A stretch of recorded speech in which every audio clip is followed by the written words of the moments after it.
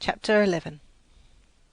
In the autumn I returned to my southern home with a heart full of joyous memories.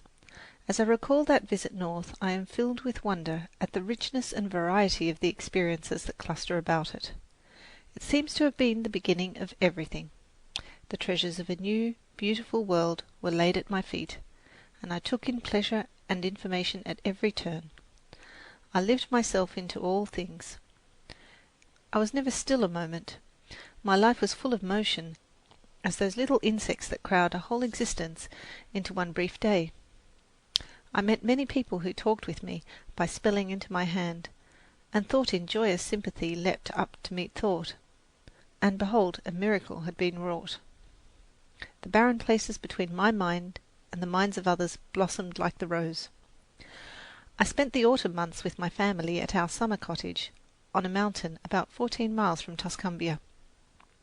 It was called Fern Quarry because near it there was a limestone quarry, long since abandoned. 3 frolicsome little streams ran through it from springs in the rocks above, leaping here and tumbling there in laughing cascades wherever the rocks tried to bar their way. The opening was filled with ferns which completely covered the beds of limestone, and in places hid the streams. The rest of the mountain was thickly wooded. Here were great oaks and splendid evergreens with trunks like mossy pillars, from the branches of which hung garlands of ivy and mistletoe, and persimmon trees, the odour of which pervaded every nook and every corner of the wood. An elusive, fragrant something that made the heart glad. In places, the wild muscadine and scuppernong vines stretched from tree to tree, making arbours which were always full of butterflies and buzzing insects. It was delightful to lose ourselves in the green hollows of that tangled wood in the late afternoon, and to smell the cool, delicious odours that came up from the earth at the close of the day. Our cottage was a sort of rough camp, beautifully situated on the top of the mountain among oaks and pines.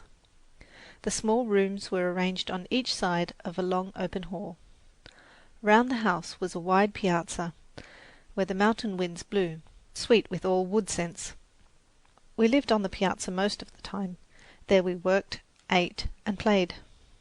At the back door there was a great butternut tree, round which the steps had been built, and in front the trees stood so close that I could touch them and feel the wind shake their branches, or the leaves twirl down towards the autumn blast. Many visitors came from Fern Quarry. In the evening, by the campfire, the men played cards and whiled away the hours in talk and sport. They told stories of their wonderful feats of fowl, fish, and quadruped, how many wild ducks and turkeys they had shot, what savage trout they had caught, and how they had bagged the craftiest foxes, outwitted the most clever possums, and overtaken the fleetest deer, until I thought that surely the lion, the tiger, the bear, and the rest of the wild tribe would not be able to stand before these wily hunters. "Tomorrow to the chase!" was their good-night shout as the circle of merry friends broke up for the night. The men slept in the hall outside our door, and I could feel the deep breathing of the dogs and the hunters as they lay on their improvised beds. At dawn I was awakened by the smell of coffee, the rattling of guns, and the heavy footsteps of the men as they strode about, promising themselves the greatest luck of the season. I could also feel the stamping of the horses, which they had ridden out from town and hitched under the trees, where they stood all night, neighing loudly, impatient to be off. At last the men mounted, and, as they say in the old songs, away went the steeds with bridles ringing and whips cracking and hounds racing ahead, and away went the champion hunters with hark and whoop and wild halloo. Later in the morning we made preparations for a barbecue. A fire was kindled at the bottom of a deep hole in the ground.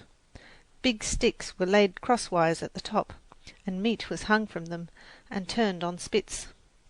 Around the fire squatted negroes, driving away the flies with long branches. The savoury odour of the meat made me hungry long before the tables were set. When the bustle and excitement of preparation was at its height, the hunting party made its appearance, struggling in by twos and threes, the men hot and weary, the horses covered with foam, and the jaded hounds panting and dejected, and not a single kill.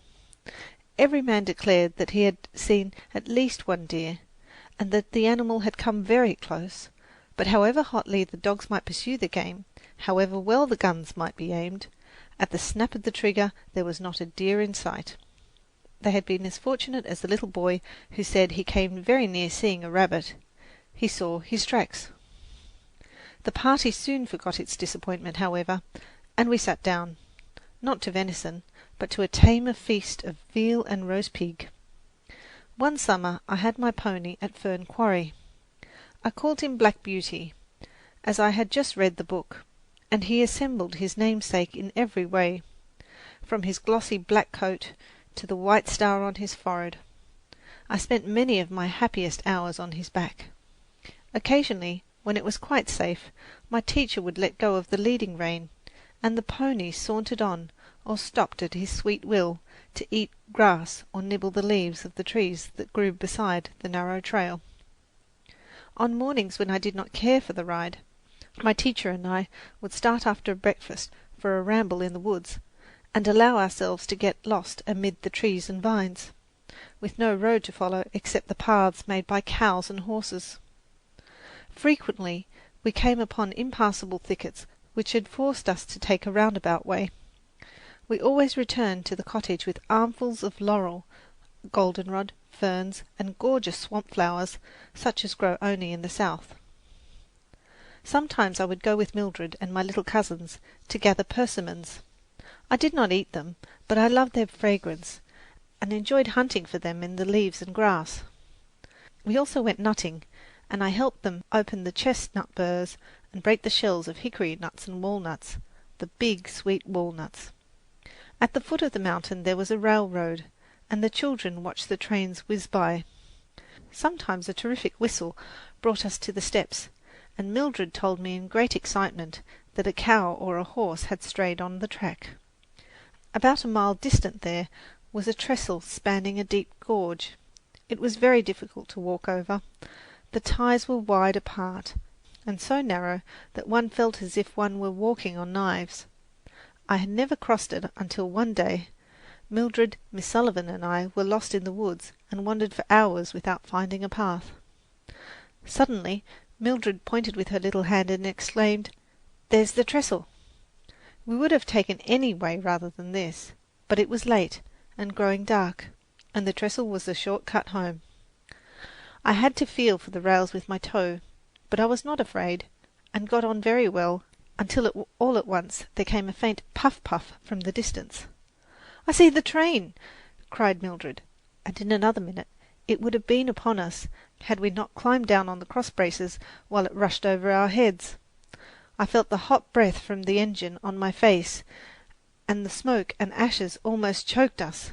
As the train rumbled by, the trestle shook and swayed until I thought we should be dashed to the chasm below.